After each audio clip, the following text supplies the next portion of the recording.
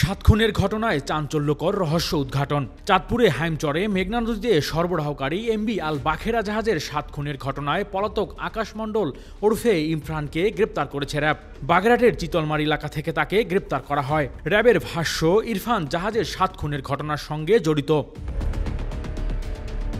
র্যাবের সংবাদ সম্মেলনে তিনি জানান, চাঁদপুরে শ্রমিক হত্যার ঘটনায় জাহাজের মাস্টারের উপর ক্ষোভ থেকে নৃশংস হত্যাকাণ্ড চালিয়েছে কর্মচারী আকাশ মণ্ডল ইরফান। বুধবার সংবাদ সম্মেলনে এই তথ্য নিশ্চিত করেছে র্যাব।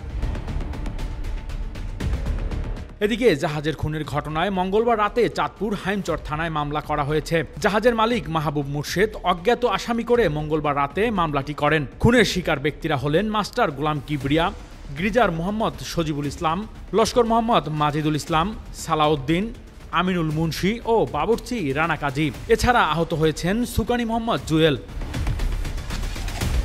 মামলার বাদী মাহবুব মুর্শেদ এজাহারে উল্লেখ করেন, জুয়েলের গলা কাটা থাকায় সে কথা বলতে পারেনি, ঘটনার বিবরণ দিতে পারেনি। সে সুস্থ হলে ডাকাত দল দেখলে চিনতে পারবে বলে ইশারায় জানান। তবে জুয়েলের সাথে ইরফান নামের আরেকজন ছিল বলে সে লিখে জানান, তার ঠিকানা দিতে পারেনি। সোমবার দুপুরে মেঘনা নদীতে মালবাহী জাহাজ এমবি আল বাখেরা থেকে ৫ জনের মরদেহ এবং ৩ জনকে গুরুতর আহত অবস্থায় উদ্ধার করা হয়। পরে হাসপাতালে আরও ২ জন মারা যান। Desk report, metro TV.